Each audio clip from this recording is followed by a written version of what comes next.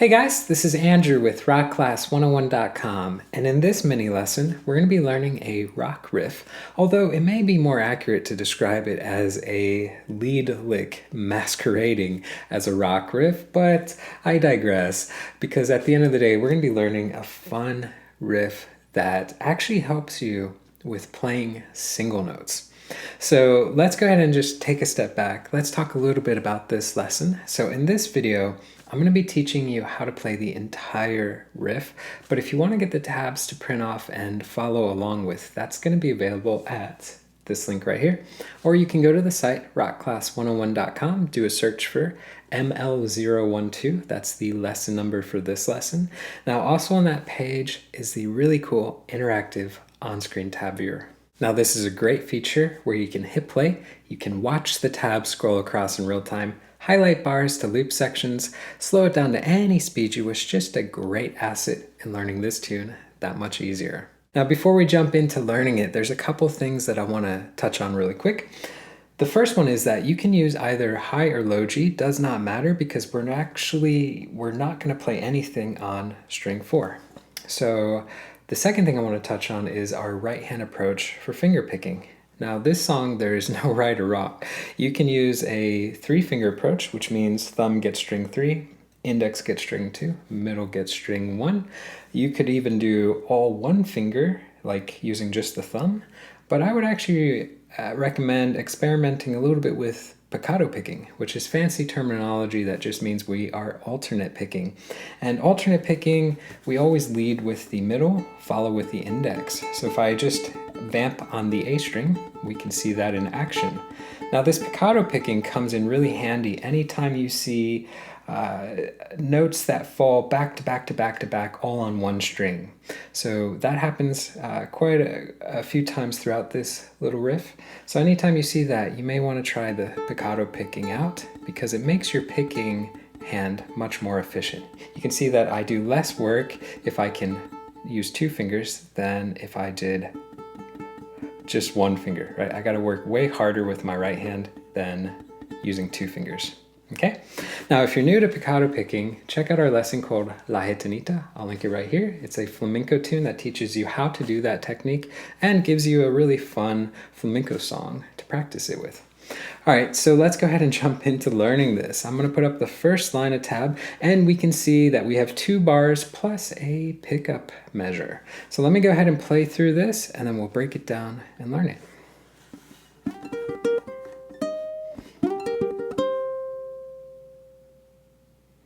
So that's a good gist of what it sounds like. Now, the first thing that I'd recommend you guys do is to sing it. Da da da da da da, ba ba da da da. If you can do that, if you can sing it, you can play it. Now don't be shy. If you are shy, just hit pause on the video, do it in your head, right? Don't do it out loud if you got folks around you don't want to sing in front of them. But make sure you have that melody memorized because if you can sing it, you can play it. Now there's one last thing or 2 things that I want to touch on really quick before we actually learn it. And that is that we want to think of what we're doing from an analytical approach, right? And that simply means that we are playing swung 8th notes. We have a swung 8th note fill, and we also have 8th note triplet rhythm that we're playing throughout this tune. Now those 2 concepts, I'm going to link lessons in the description box below that explain them in complete detail. So you want to be familiar with what they are, especially that swung 8th note fill. Let me touch on that really quick. Usually we have songs that have a straight 8th note fill where it's just literally 1 and 2 and 3 and 4 and. But for this song, we have to have that swung fill. We have to have that galloping 1 and 2 and 3 and 4 and. We have to have that galloping swung 8th note fill. Because if I count it in and sing a little bit of this tune, it needs that fill to make sense. 1, 2, 3, I triple it, 1, 2, 3, I triple it, 1, 2, 3, I triple it, 1, 2, 3, I triple it, 1. Right, it needs to have that da da da da da da ba ba ba ba ba. It needs to have that galloping sound. So really make sure that you have that feel intact before you jump into learning this, okay? All right, let's go ahead and jump into playing it. So the first thing we're going to do is we're going to start with a quick slide. So we have a slide of 5 to 7 with our middle finger on string 3. So here's the thing that you want to note. Take a look at the 5. You can see it's tiny, right? That's called a grace note. So a grace note is a way to add flourish to the main note. The main note is the big one, the 7. So we're going to do a quick slide to add flourish to the big note, 7. So here's the thing you want to get down with that, is that this slide happens on the end of 3. So you're doing fast slide up to 7. So you don't want to go and linger. You want to go fast slide up to 7, okay? So when you get up to 7, I want you to keep your middle finger anchored there. Put your index finger down on 6 on string 2. Play that note. Then play 7 again on string 3. And then play 6 again on string 2. So take note that I have my index and my middle finger anchored. So if I play through those first handful of notes, I have this. And again, take note that second and index finger are planted or anchored. And we're doing that just to cut down on work of the left hand. Since we're jumping back and forth between those two notes, there's no reason to lift one finger up and then put it back down. So after we play this, we're going to add our ring finger to the 8th fret for the next note. So that's going to be string 2. So go ahead and play that note. And then I want you to drop your index finger down to 6 on string 1 and play that note. And this time around, take a look that the middle ring and index is going to be anchored or planted so that we just have more sustain happening out of our ukulele. So if I play through this first phrase, this is what we end up with so far.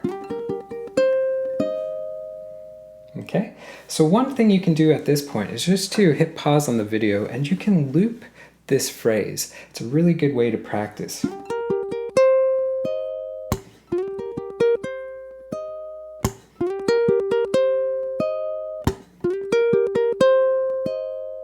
Right, you can just loop that. Ba da da da da da, loop. Loop. Loop. Right, just a great way to practice is just to loop sections over and over again, just to get the muscle memory down and to work on that timing, right, to get that rhythm down. Now, let's take a look at what happens next. So take a look at the end of 3 in measure 1. You can see it's the same grace note, quick slide, 5 to 7. And if you look ahead, you can see you're playing the same triplet, so 6, 7, 6, and then to the 8th fret of string 2. But that's where it changes, because we don't drop down to 6 on string 1. We end on the 8th fret of string 2, and that gets sustained into beat 2 and beat 3. So you're literally playing the same thing for measure 2 that you did for measure 1 minus one note. So technically it's easier to play because there's, well, less to do. But if I play through these 2 bars all the way through, it's going to sound like this. Let me go ahead and do that one more time. Okay, so we can hear that repetitive theme. Ba da da da da da, ba da da da da. So again, if you can sing it, you can play it.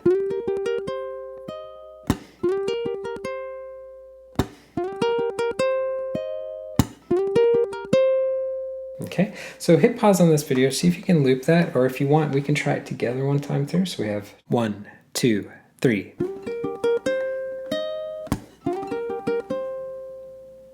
Okay, and if any of this is too fast, you can always use that cog in the YouTube player to slow it down to a speed that's good for you.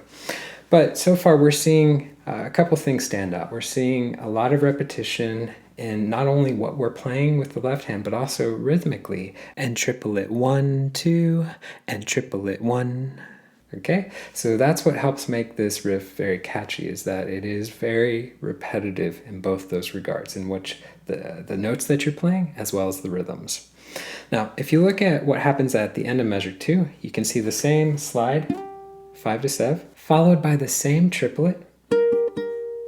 Now, if we put up measure number 3, we can see that we go back to 8 and then back to 6. but then it changes. We're going to be doing a slide up from 8 to 10 on string 1. Okay, so we have a change at the end of this measure. So it's the same grace note slide, it's the same quick slide we saw for 5 to 7, but this time we're going to use our ring finger to go 8 to 10 on string 1. Okay, so give me a quick slide 8 to 10 on string 1, and then I want you to drop back down with that ring finger to the 8th fret and give me a pull off 8 to 6. So I'm going 3rd finger to 1st finger.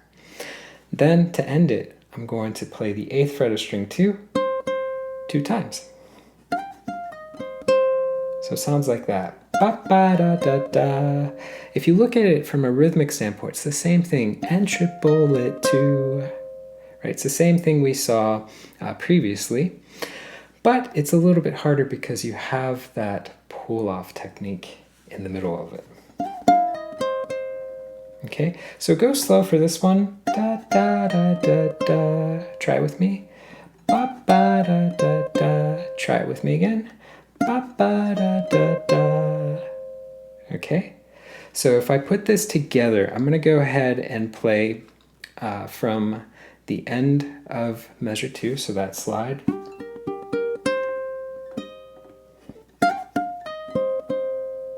And it sounds like that. Now that's going to be pretty much the entire A melody in a nutshell.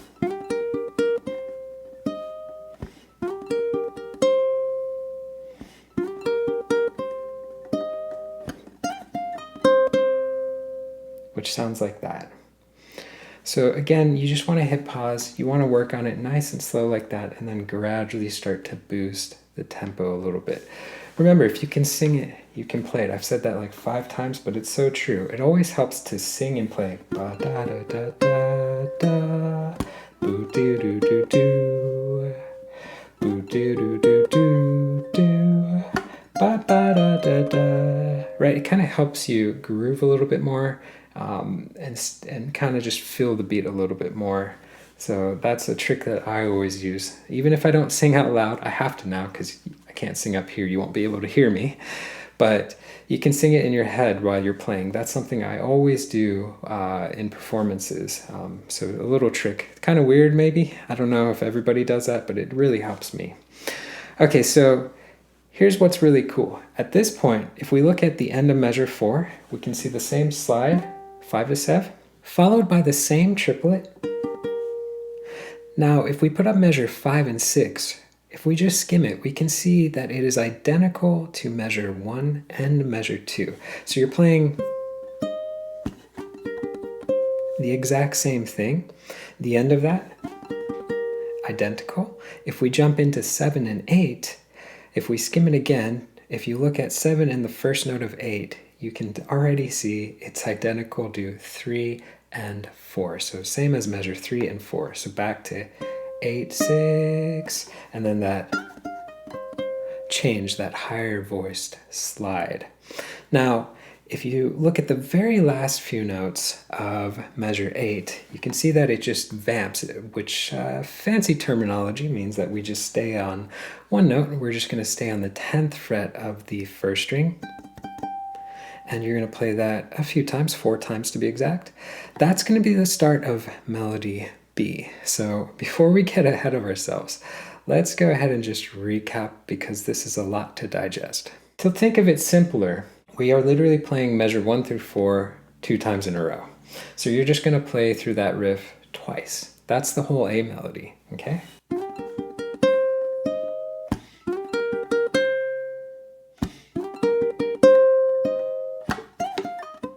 Repeats.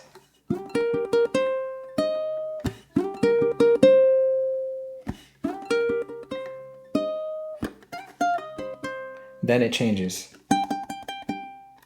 to the B melody at the very end of measure 8. So let's try this. Let's do a play along with AJ playing with the backing track with the band, right? And we're gonna hear a little count and bar. We'll probably have 2 bar count-ins, so you have 1, 2, 3, 4, 1, 2, 3, 4, and then it'll start the song. So that'll give you a little bit of a tempo. I think I'll put it at 75% speed, so we'll go a little bit slower than the speed of the record performance or the original take.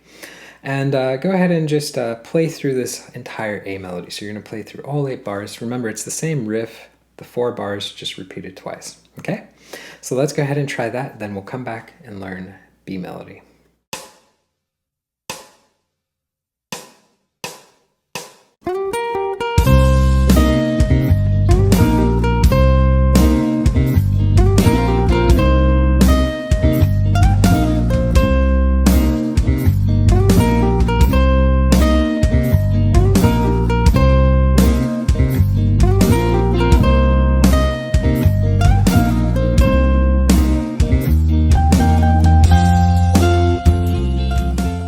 All right, so let's jump into melody B. Now, for melody B, we actually need to start where we left off, which is the end of measure 8. So if you look at the last few notes of measure 8, you can see that you are playing one note 4 times. And if you look at the rhythm, it's the same repetitive rhythm we've seen throughout this tune. And triplet. So take your ring finger, put it on the 10th fret of string 1, and I want you to play that 4 times, but match that rhythm. And triplet. Okay, now if we take a look at measure 9 and 10, we can see where the melody is going. So we're going to play 10 one more time, and then we're going to use our index and play 8. So it's all on the same string, but we want to practice it as a complete phrase. So we want to go, right? So we want da da da da da da, right? You don't want to go 10, 8, you don't want to start at the beginning of measure 9 because it just doesn't make sense from a musical phrase context. So take it from where you left off, the end of 8, and you would just want to loop that. And triplet 1, 2, go. And triplet 1, 2, go. And triplet 1, 2, go. And triplet 1, 2. Okay, so you just want to loop it like that. And if you watch my right hand, this is actually really good practice for piccato picking because we are playing all on one string and we're only playing 2 notes, so it's not super hard in terms of our left hand. Like our left hand doesn't have to do anything virtuosic. This is a really good melody for working on piccato picking. So remember, piccato picking is what I talked about in the intro of this lesson. It's the alternate picking where you lead with the middle, follow with the index. So if you want to vamp on just the 10th fret, just to practice, try to keep it steady to start with. When you feel comfortable with that, try to throw in the rhythm and the movement to the 8th fret.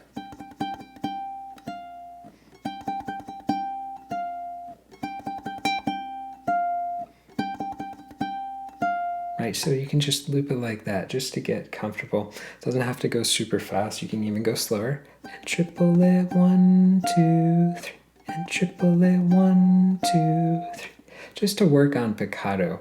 And piccato is just so much better than going one finger to go, over and over again. It's just a lot of effort for your right hand to do.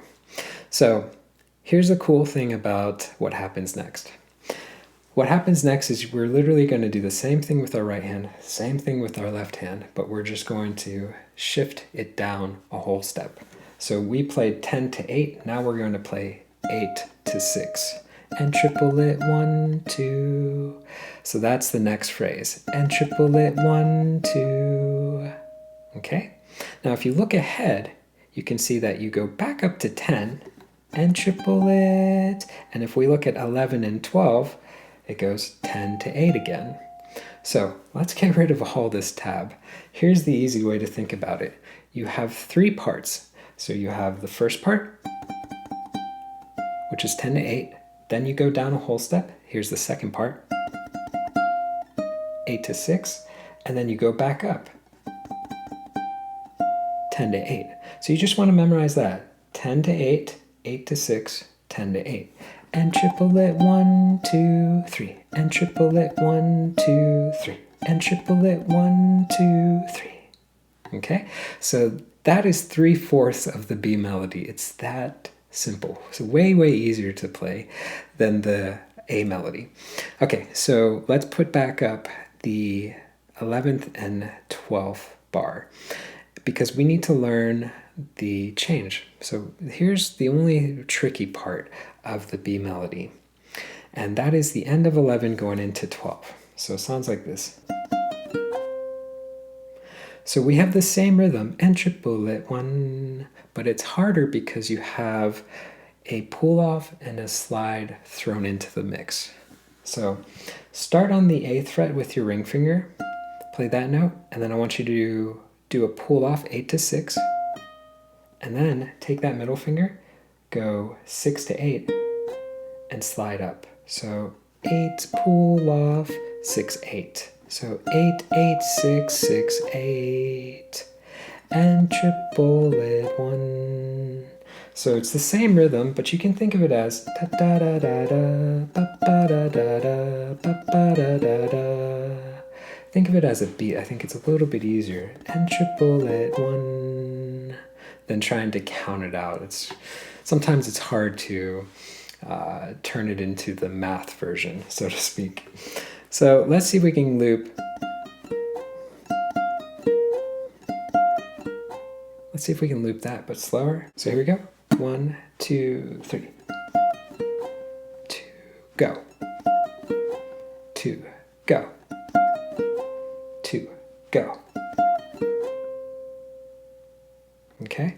Remember, you can use that cog to slow this down if you need, but try to think of it as a beat. Ba ba da da da, ba ba da da da. Right? If you can sing it, you can play it.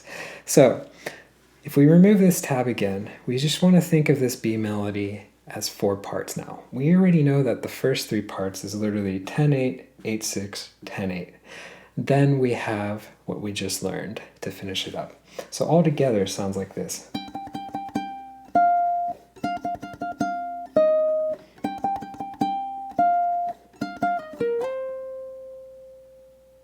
Okay, so pretty simple when you approach it by just memorizing patterns.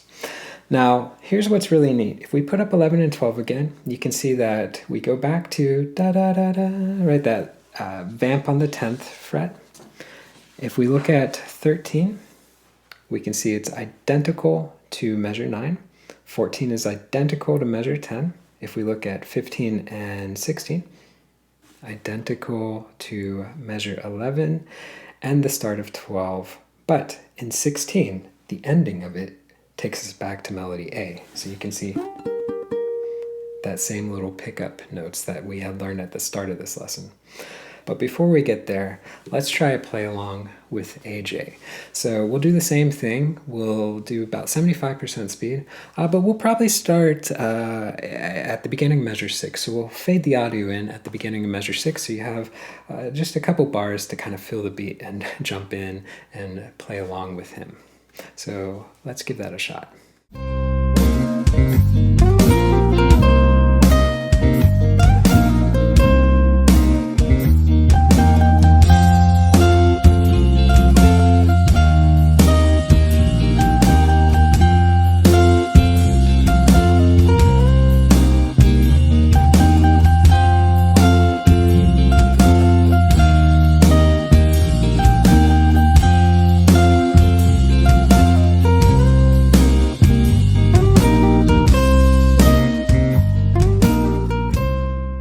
All right, so to end this tune, we go back into melody A, but we are only going to play it one time through. So you're going to play the riff once through. So if we look at the end of 16, you can see that same little slide and triplet, that pickup measure that started off the tune. We're going to play that to a T. If we look at 17 and 18, we can see this is identical to measure 1 and 2. And if we look at 19 and 20, we can see it's identical to measure 3 and 4. The only difference here is that you stop and you end on beat 1 of bar 20, which is that 8th fret. So if I get rid of this tab and I play through the A melody, the shortened 4-bar version one time, it sounds like this.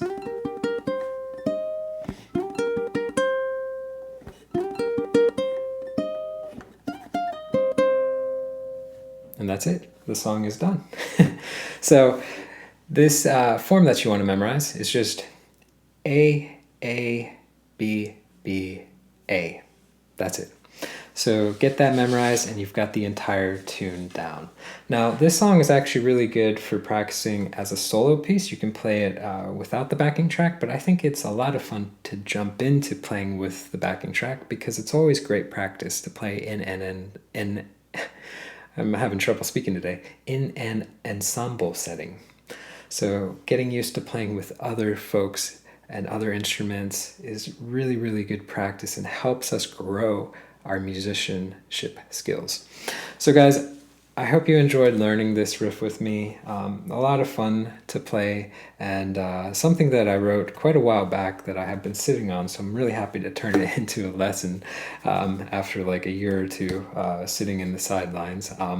This mini lesson series has been really fun for me to work on because I had so many ideas that I had been working on over the past like 3-4 years even. So it's really cool to see all these ideas see the light of day, so to speak.